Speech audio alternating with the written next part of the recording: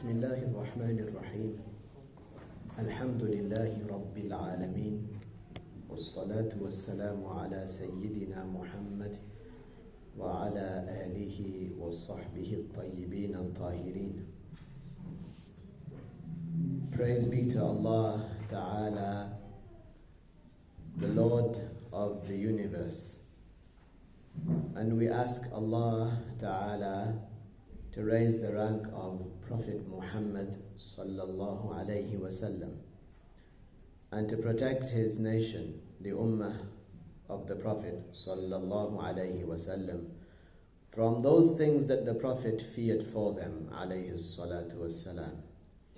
Let's make our intentions in this gathering for the sake of Allah Ta'ala, so that we see the reward of the effort to attend, to listen and to learn, so that we see this reward on the Day of Judgment.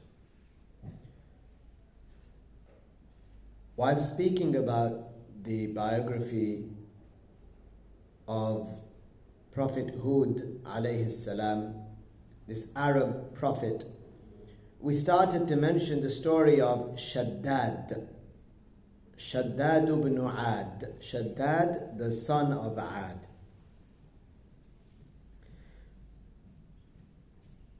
This person, Shaddad, what's mentioned about him in relation to him is that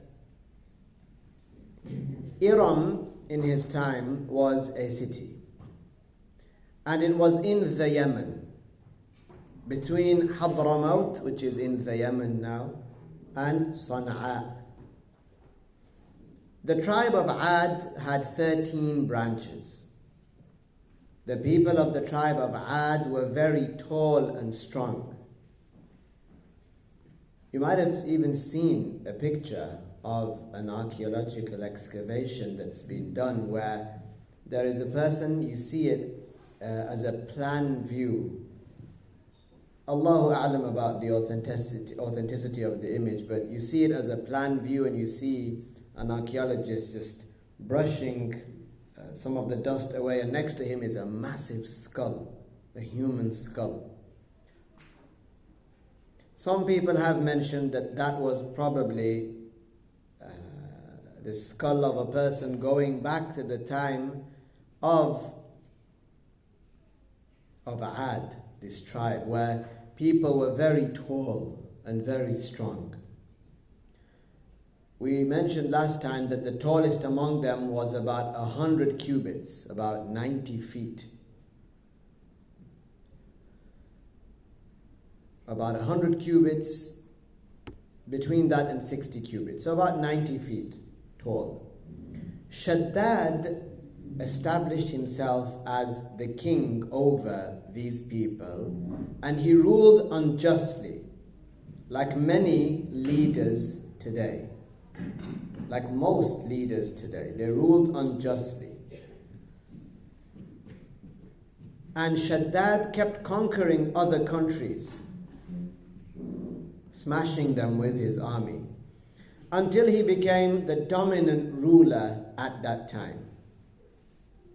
Even though there were heads of state or leaders of other countries, kings even, at that time, they all became subjugated by Shaddad. He let them be kings, but under his kingdom, or in his kingdom. And Shaddad, we said last time, was fascinated with the old books. And whenever he read about Al-Jannah that the Prophet spoke of, he imagined that he himself could build a paradise here on earth. So Shaddad assembled a huge team of men to build what he claimed would be this Jannah, this paradise.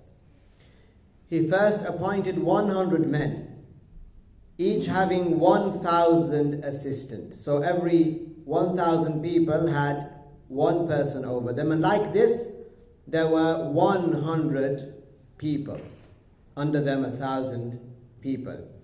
to search the land in the Yemen. Now if you want, like today even, if you want to build a house or you want to build something, you want to investigate the land. So you hire people to check the land, to check how straight it is, to check the moisture in the land and other things. You check how much light would come in if you built, for example, 2 or 3 floors above, and so on. The pollution there, the noise pollution. Like that, in a way similar to that, he asked these people to go and search for the best land in the Yemen. They were ordered to find a spot with the finest soil and the freshest air. The spot that they finally determined, Shaddad chose that it is there that he would build this city or so-called paradise.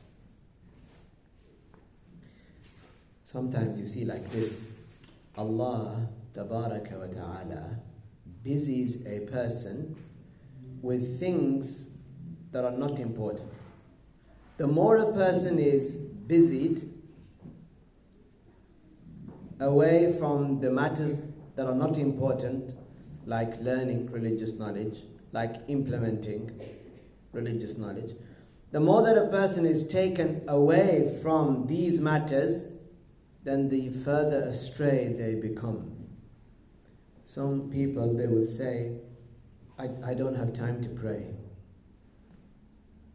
Or they will say, I can't find time to calculate my zakah. I'm just so busy. But this is not a good sign for them. One, of course, because they're missing something that's obligatory. Secondly, Allah, the creator of everything, Allah who eternally wills for some people to continue learning, continue doing good and hearing good, Allah is also the one that creates obstacles for people such that they don't find in themselves, they feel they don't find time for the truth. Allah busies them with things.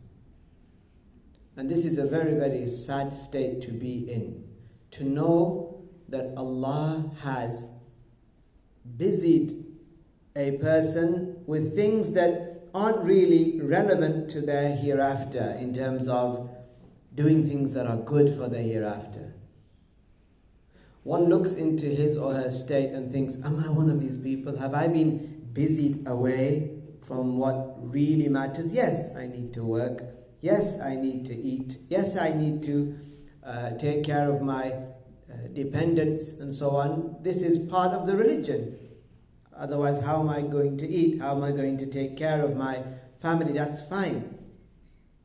But then to completely not find time or not to make time for continuing to learn, continuing to review, continuing therefore then to be able to implement properly what Allah ordered, and to stay away from what Allah made haram. If a person finds themselves that they're just so busy, a person might go home and say, I'm so busy, subhanallah. I want to get home and I just want to eat and I want to relax for an hour. I want to look at the screen and flick the channels for an hour because I'm so tired. As though to say, I deserve this. Then they sleep, then they wake up, and again, it's the same thing. They don't encourage themselves because they're convinced that, I don't have time. If they're convinced like that, then it will be easier for them to turn a blind eye to, for example, their wife and children not attending gatherings of religious knowledge, because they're really busy themselves and they've made an excuse for themselves. So for their wife and for their children, I'm sure they're busy too, and the children have homework, and my wife is making the food, or she's running she's working from home, or she's busy too. People find excuses for themselves, but on the Day of Judgment, for being lazy, we will all regret. However much good a person has done on the Day of Judgment, they will see the good deeds that they did, and they will say, how I wish I did more. How I wish I did more. So if one of us right now finds that that our life is such that we might, let's say one of us misses every day one obligatory prayer, or two, or they say, yeah, I'm working at that time, I'll delay my prayer. And that's a major sin, to take the prayer outside of its time. Or like this, if a person is in a situation where they are committing sins every single day, and they might tell themselves, yeah, but I'm forced to, like it's my job, I work, or this, then this person should know that they have been busied away from that which is good. Allah has busied them away, filled their day with things that are not taking them towards where they need to be. This is a very, very sad state. So a person seeks to live their life in a way that they would be exposed to the good things. They would actively try to steer themselves towards these things. So if a person is finding that they are busied away from the good deeds, then this is a grave test for a person. A person doesn't give up and say, well, this is how it is. No, we are alive, we are still breathing, we can change the way that we live our lives. You see, Allah Ta'ala busied Shaddad. He was on a mission to compete with the paradise that Allah created. What a loser. This person is at loss. What a sad state to be in.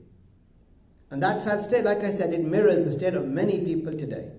Throughout history is something that repeats itself again and again and again. In our times, yes, we have the added notions of technology, technological advancement, and new inventions and innovations.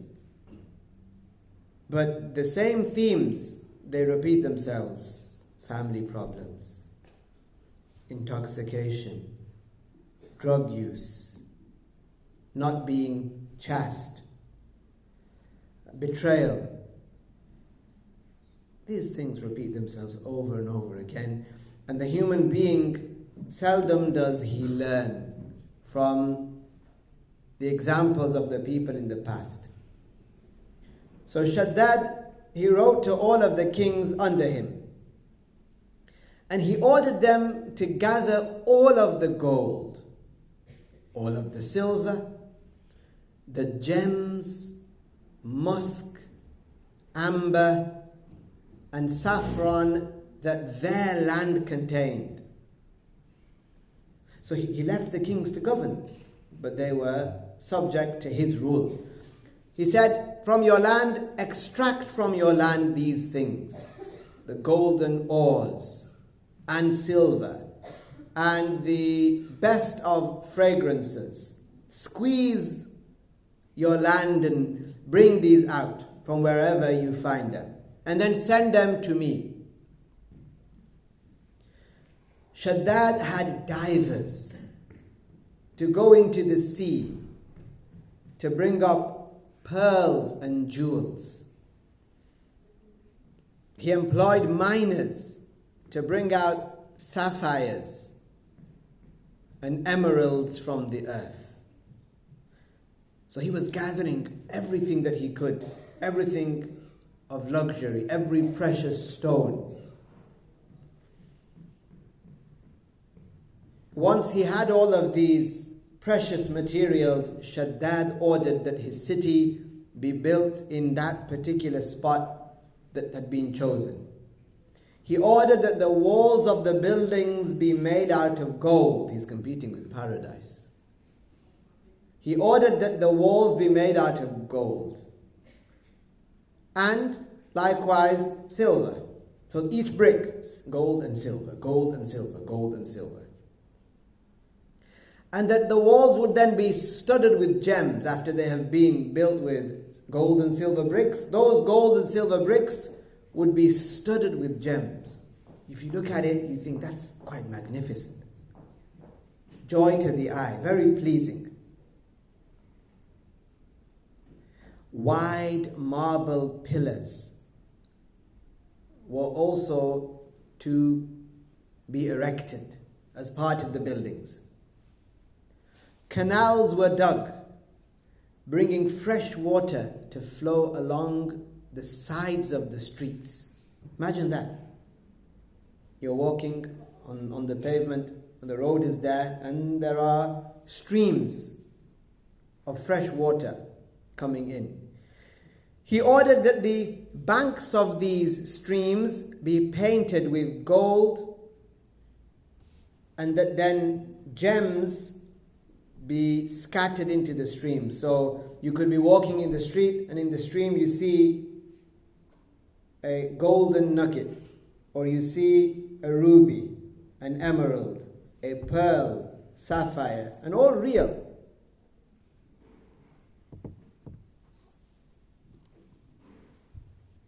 Shaddad also ordered that his craftsmen construct trees of gold, and that jewels would hang from the branches. And they did that for him. Many palaces were built, with the largest being for Shaddad in the center of the city.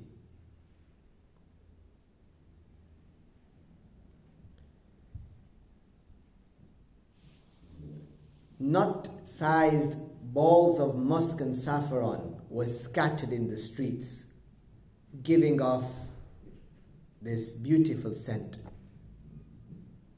A huge rock wall, painted with gold and embedded with jewels, was built around the city. Like, you know, the cities of old, they would be surrounded with a wall, and they would have several entrances where there would be guards. So a rock wall painted with gold and embedded with jewels was built around the city 140 meters high. This was an amazing city by any stretch of the imagination. This was a beautiful city. On it were 2 golden gates, decorated with gems, opening up to a beautiful valley. This city was 32 kilometers long and wide.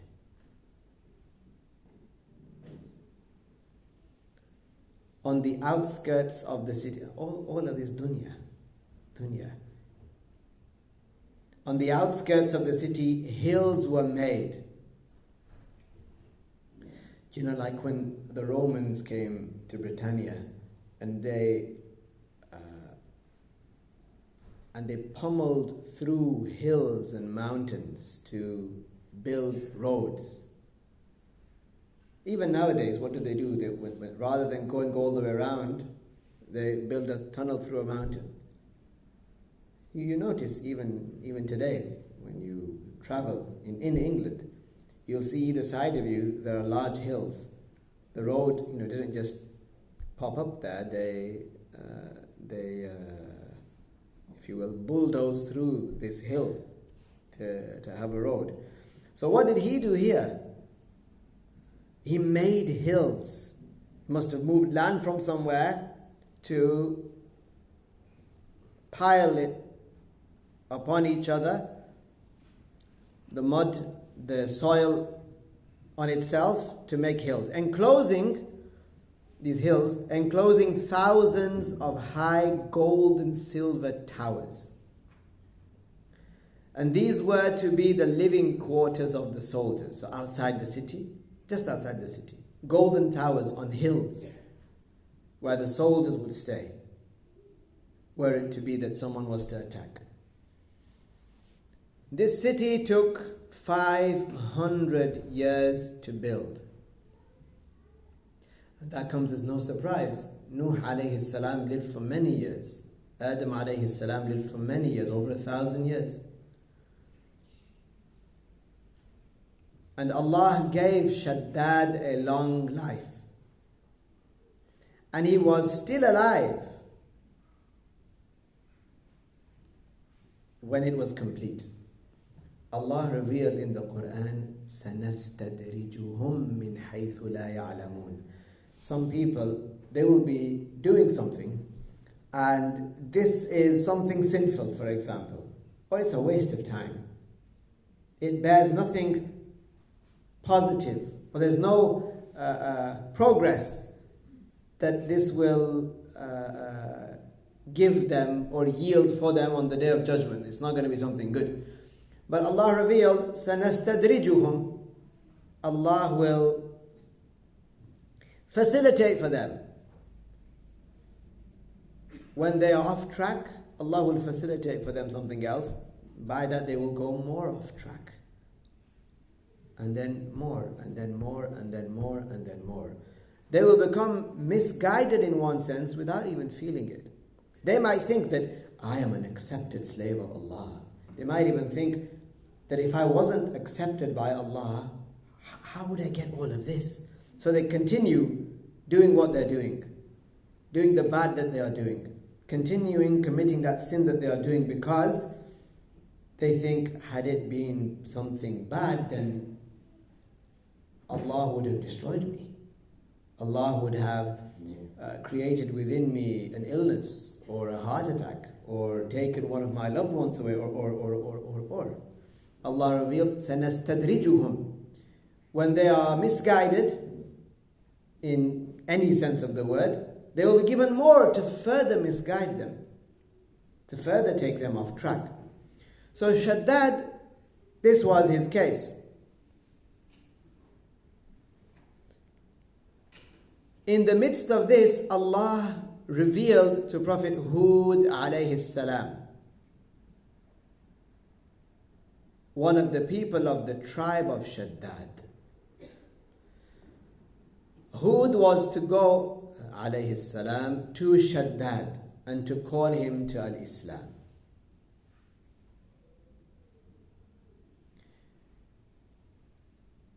And that's something difficult. You know, when you're trying to convince someone of something who you already know, this person has adopted an opinion, and this opinion is something that they believe in. You know, it's something that they strongly believe in. So, Shaddad, who wanted to compete with the paradise that Allah created, and then he ordered for a city to build that took 500 years. This city is like, as they say, his brainchild. You know, this is his project. This is his endeavor. He's not about to give it away. Sometimes a person works on a project, let's say, for a week. A person might work on a project for a week, and somebody gives them some constructive criticism and they snap.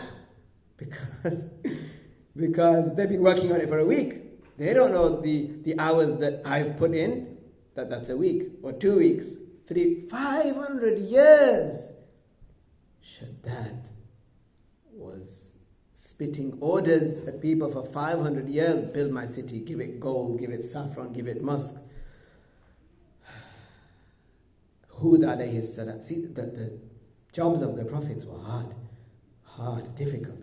Hud alayhi salam was ordered, go to Shaddad. Call him to al-Islam. So Hud went, of course. Shaddad was an arrogant person, no doubt.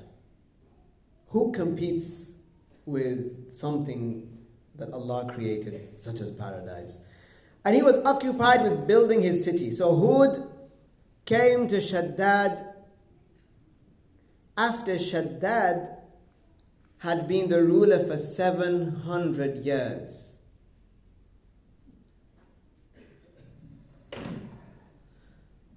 he rejected the call of Prophet Hud alayhi salam, and he remained a blasphemer.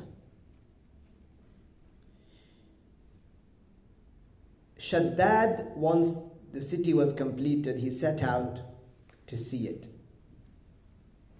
His workers told him, it is finally complete.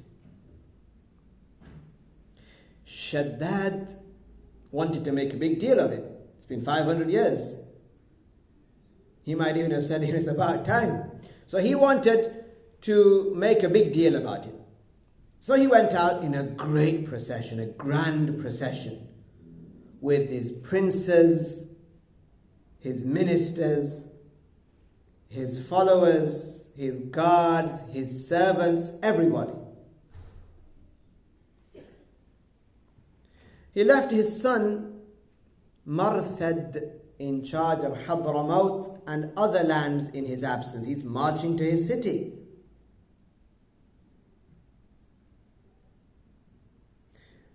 It's mentioned that Marthad, the son of Shaddad, actually embraced Islam. When Shaddad approached this spectacle of a city that he had built, being only a night and a day away. So the city, it wasn't next door.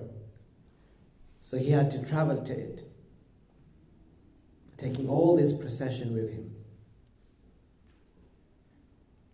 When he was a traveling distance of a night and a day away, a great scream from an angel, of course, came from the sky, killing Shaddad and all of his companions. Hence, Shaddad died at the age of 900 years. 500 of them spent building the city. Perhaps 500 of them spent longing from him to enter this city. The city with which he sought to compete with the paradise that Allah created. He spent 500 years. Allah busied him away from what was good for 500 years, and that was for what? Absolutely pointless. He didn't even set foot into it. Allah makes examples of people. This is an amazing example. One that makes your heart tremble. That a person for 500 years, he built this city, and then this was the eternal destining of Allah, that this person wouldn't even get to see it. The shame and the disappointment that he would have felt as he was dying. On the Day of Judgment, subhanallah, what will he say? He died as a kafir. He had an opportunity for 900 years to embrace Islam. 900 years. What will he say on the Day of Judgment? Ya Latif.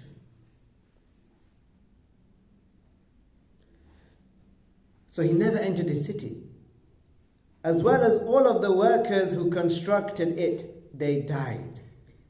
And the city became hidden from the sight of the people. Allah caused this city to be hidden. We spoke, didn't we, about how when people are sinful, Allah takes away the endowments from them. Now if you look at the Yemen, it is desert land. It's hard to imagine that there were canals and there was all of this luxury there in the Yemen. Subhanallah. Allah revealed in the Quran that the tribe of Ad rejected the prophets. They rejected the messengers. Hud was from the tribe of Ad. And he conveyed to them, he said to them what means, won't you be God-fearing? I am a trustworthy messenger to you from Allah. But they did not accept Hud. Except some of them, whom Allah eternally willed good for. So he was sent to the tribe of Ad, who were Arabs. They spoke, we said, the old Arabic, the Proto-Arabic. And he warned them and told them that they had to worship Allah alone, or there would be a day with severe torture. He warned them in a place called Al-Ahqaf. And you know there is a surah in the Quran known as Surah Al-Ahqaf. It is in the southern part of the Arabian Peninsula. The dunes stretch from Oman to Hadramaut, which is in the Yemen today. So Al-Ahqaf, this place which is between Hadramaut, which is in Yemen, and the country Oman, which is to the east. This is where Ad lived. This place was called Ahqaf. This is where they lived.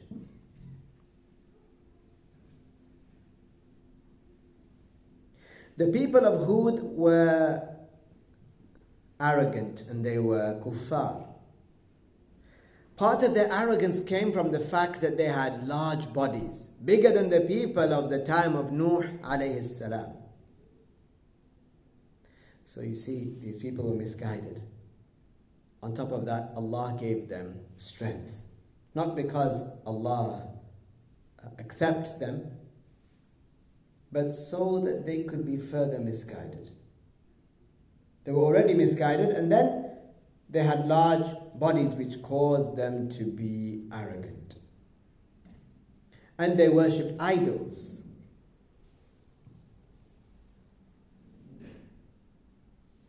They had many idols. And their land at this time had an abundance of water.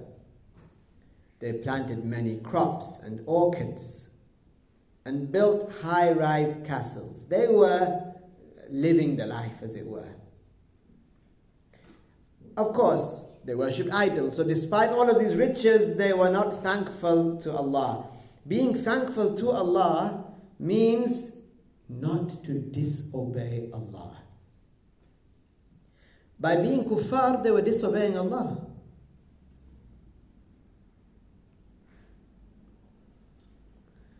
And they were the first nation to blaspheme, to be kuffar, after the great flood of the time of Nuh. Remember, Nuh alayhi salam and his 3 sons and their wives and many other people, about 80 of them, they were all Muslims. When they stepped off the ark, they were Muslims. After that, the first nation to be kuffar were the people of Hud. Except some of them, of course, who embraced al-Islam. They would have embraced al-Islam by saying, Ashhadu an la ilaha illallah wa ashhadu anna Hud Rasulullah or Nabiyullah. Hud was the best among them in manners, and they knew him. And this is a pattern that you see that follows with the prophets. Their people knew them, that they were good people. When Hud alayhi salam told them that they should stop worshipping idols, most rejected him. They said, "You are only one among us. You are one of us. And we think that you are a liar." They said to him, "One of our gods is angry with you. And this is why you say what you say. لا حول ولا قوة إلا بالله.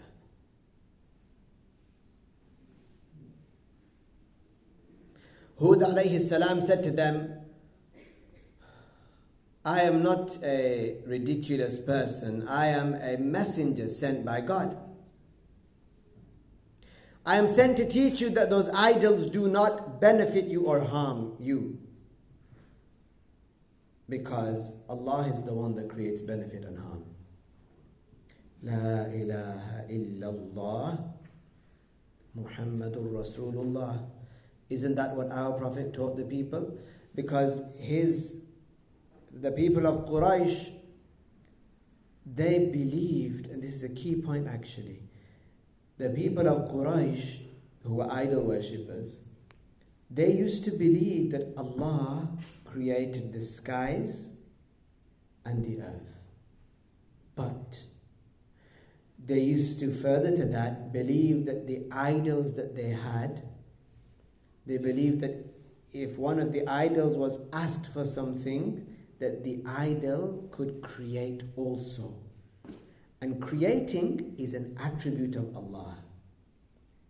If one gives this attribute, attributes this attribute of creating to an idol, it's as though they are saying this stone, this shape, and so on, this is God.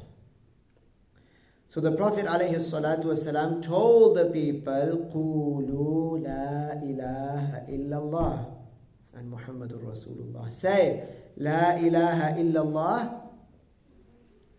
Say, no one is God except Allah. Meaning no one can create except Allah. Say that and say that I am the messenger of Allah. Tuflihu, you'll be successful. Hud alayhi salam was doing the same. He told them that these idols, if you call upon them, if you ask them for a child, they can't create a child for you. If you ask them to cure you, they will not cure you. They are not God. They are merely stone or wood or whatever they constructed them from. But the people actually believe that. Allah revealed in the Quran what some of these people of Hud, they said, إِلَّا اعْتَرَاكَ بَعْضُ آلِهَتِنَا بِسُوءٍ. They said, we believe that our so-called gods, our idols, they have affected you. They have created bad characteristics in you, such that you would have said such and such. Meaning they believed that the idols actually created. That the idols actually affected change within creations. And in other words, they're saying that these statues are God. So he was saying to them that these idols, they cannot benefit you and they cannot harm you. He said they cannot benefit themselves and they cannot harm themselves. Allah is the only one who deserves to be worshipped. If you do not submit, you will face severe torture from Allah. He warned them.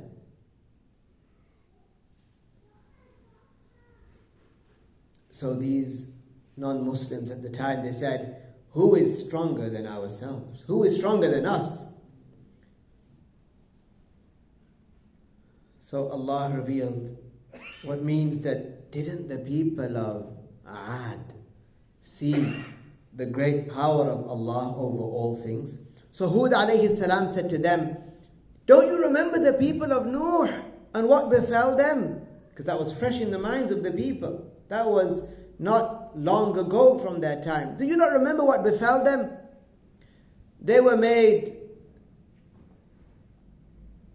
carers for the earth, but they drowned and they blasphemed. Allah will destroy you as Allah destroyed those people of Nuh. Look at your bodies, he said. Some of you are as tall as 100 cubits. Allah gave you strength.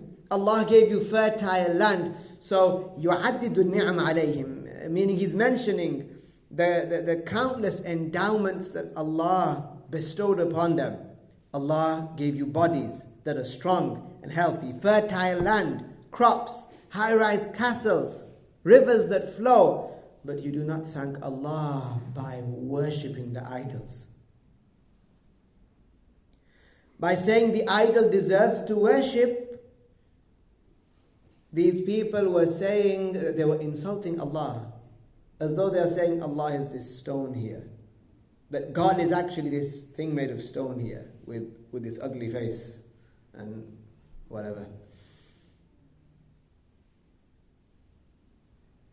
Prophet Hud alayhi salam told them about the Day of Judgment, as every prophet did to their people. And again they said, we are so powerful. How could we die, be reborn and reconstructed, and faced an everlasting torture? Like the people of Quraysh did, the people of Mecca. They denied the resurrection.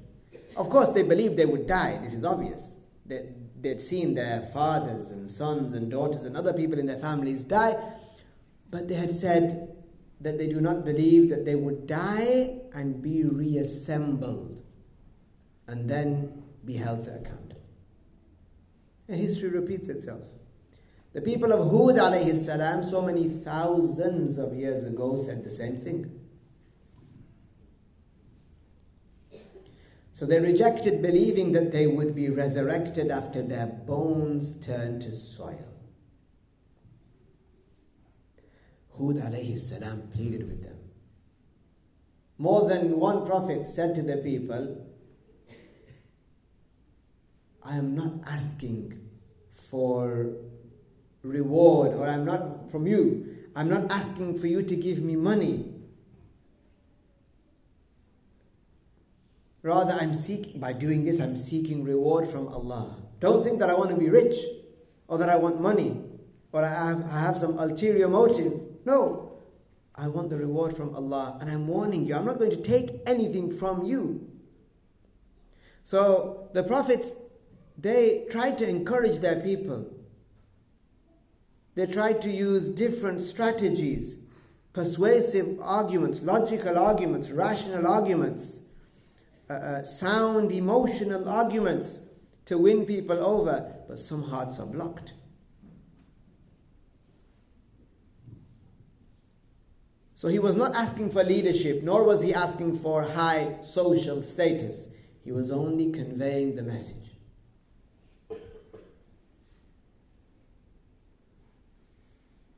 But they remained, those people, the large majority of them stayed non-Muslims and insisted on worshipping the idols. So he said to them, you await the extreme torture of Allah that is inevitable. Because Hud alayhi salam received revelation that that's it. A grave torture is going to befall your people. After he warned them and warned them and warned them, loving Iman for them. But only a handful of them believed. And even that handful of people, they would conceal, hide their beliefs out of fear of being afflicted by the people. Allah revealed in the Quran that Hud alayhi salam made dua. He said what means, Ya Allah, support me, help me, aid me over these wretched people, since they have rejected me and belied the message that I conveyed. So then he told them, as was revealed to him, await the torture of Allah.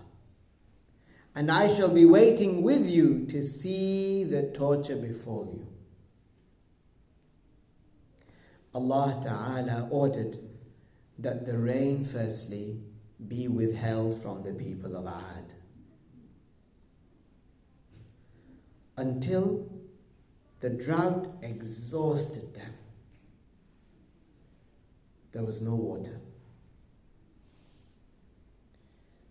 They suffered the drought, so Hud alayhi salam reminded them about al-Islam and about the importance of believing. Hud told them this is the only way to escape torture.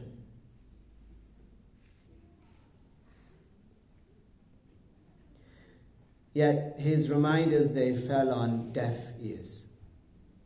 They rejected these reminders and they drowned more and more into their kufr despite the drought.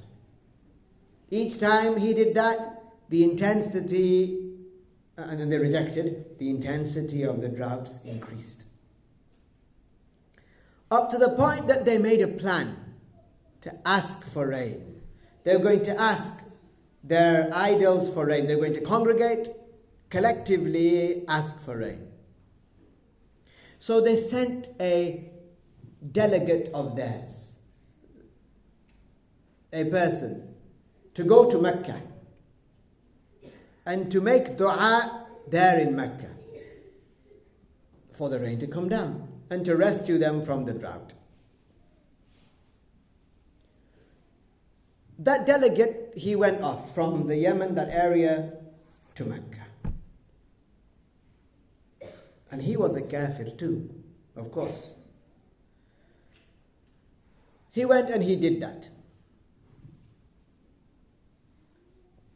When he did that, it was the eternal will of Allah that black clouds, not dark or grey clouds, black clouds came and hovered over the people of Ad.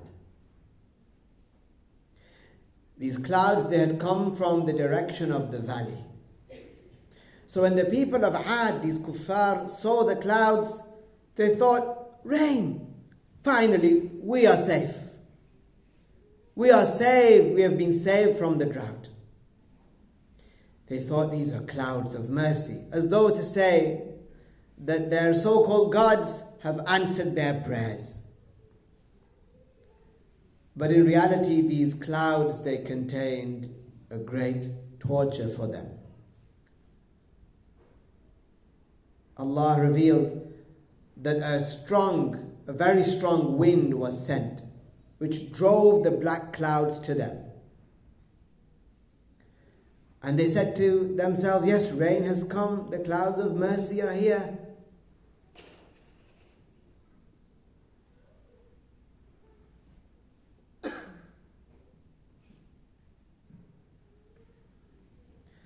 The first to recognize and acknowledge that these clouds and the wind had come was a woman from Ad.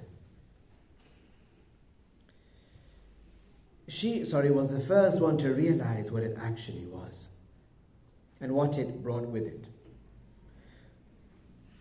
When she realized that, she let out a cry, she screamed, and she fainted. When she woke up, they asked her, what did you see? She said, I have seen a wind with flames of fire in front of it, with men leading it. That strong wind that came, it carried their belongings and their animals far away into the desert. So no more food, no more milk. The wind came and it carried their belongings away and their animals away somewhere far into the miles into the desert. When they saw that, their hearts were gripped with extreme terror. So they rushed into their houses, thinking that by doing so they would be safe. However, this wind, it was so severe that they were totally destroyed. Allah described this wind as a strong, cold wind that they were afflicted with for 7 ليال و8 أيام, 7 nights and 8 days. Allah likened their situation to the trunks of palm trees that have no heads on them. This is because the wind would come to one of these blasphemers and it would carry him up into the air. Then it would turn him upside down and he would be launched headfirst into the ground, smashing his skull. His head would come off his body and the dead corpse would remain there on the ground. Like this, many people. Can you imagine one of these people in their houses looking outside at somebody else, their neighbor or someone who lived across them, their body going up, turning around and smashing down. And they knew that they were next because they belied this Prophet of Allah Ta'ala after he called them to Al-Islam again and again and again and again. And like this, corpses remained for as far as the eye could see without heads. When they were destroyed, Allah sent birds to carry these corpses into the sea. Allah revealed in the Quran how only their houses were seen, empty, without people. Allah saved Prophet Hud alayhi salam and those who believed in his message, those who said, La ilaha illallah, Hud Nabiyullah.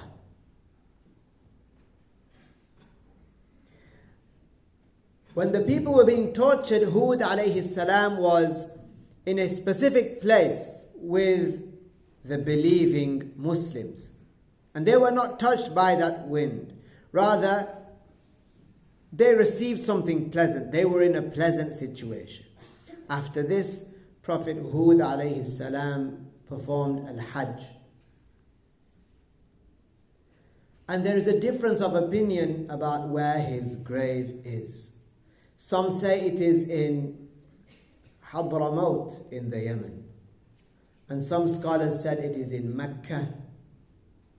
And some scholars said it is in Damascus.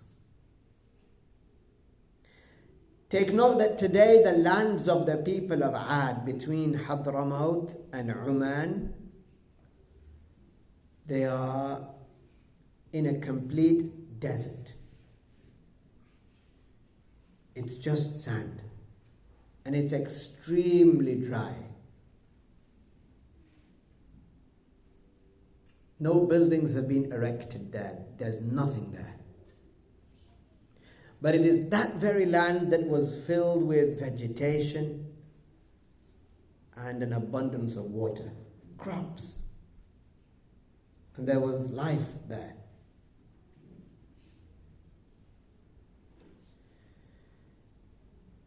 After the destruction of Ad, the Arabs started to say, even Quraysh, they used as a proverb, even the kuffar amongst Quraysh, they would say, لا تكن كصاحب عاد. Don't be like the delegate of Ad. Don't be like the delegate of the delegate of Ad who was sent to make dua and he thought his dua was answered. But instead what was coming? A grave torture was coming. So don't be like this person.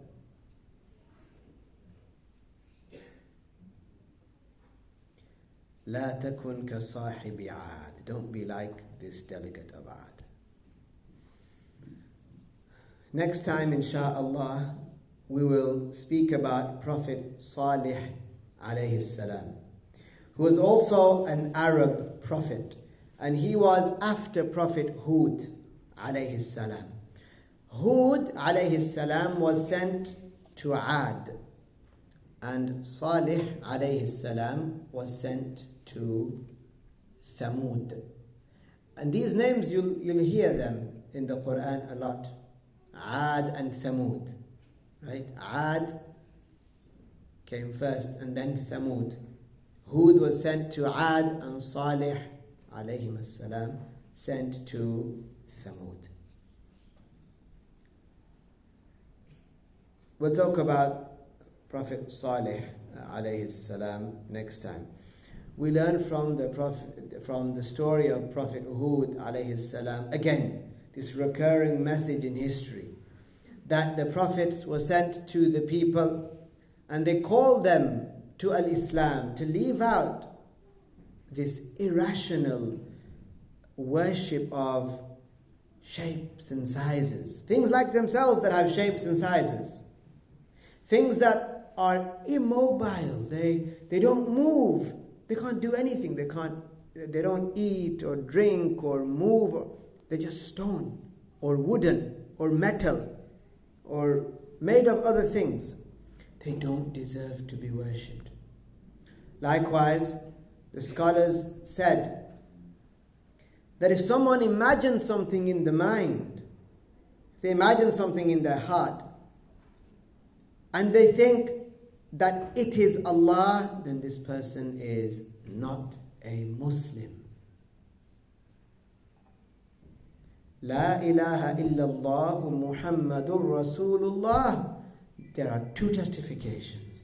The first, amongst its meaning, is that no one deserves to be worshipped except Allah, that Allah is nothing like the creation. Allah is God because He is not like the creation. And the second shahada, yes, that Muhammad is the messenger of Allah alayhi salatu wassalam. But for a person to imagine something in their mind or their heart, and for them to conclude that that is Allah, whether it be something big or small, something mysterious or something mystic, something that is like a bright light, anything that they imagine, anything that they imagine has to be creation. It has to have a shape and a size. Either it's light or dull, it's wide or it's narrow, big or small.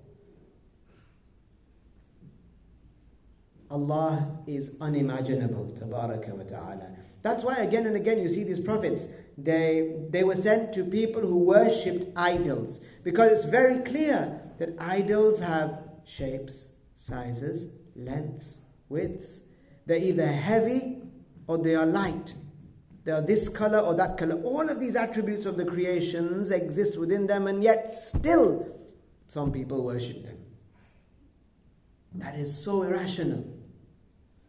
This is not using the intellect that was bestowed upon them in the correct way. And like that in this nation, you find the Hindus, don't you, worshipping idols. It's obvious that this is not correct. They're worshipping things that they themselves construct.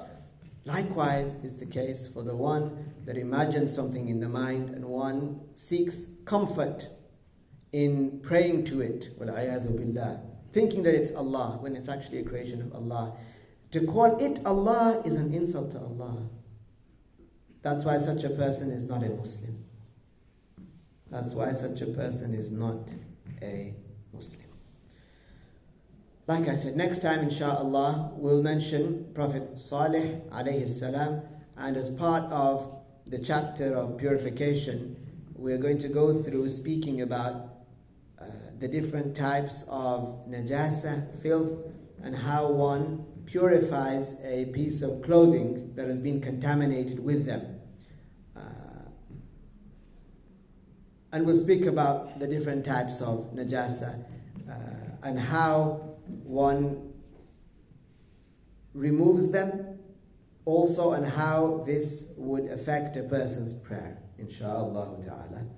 Let's stop here today and say La ilaha illallah and as-salah ala nabi. La ilaha illallah. Allahumma salli ala Sayyidina Muhammad wa ala alihi wa sahbihi wa sallim. Barakallahu fikum.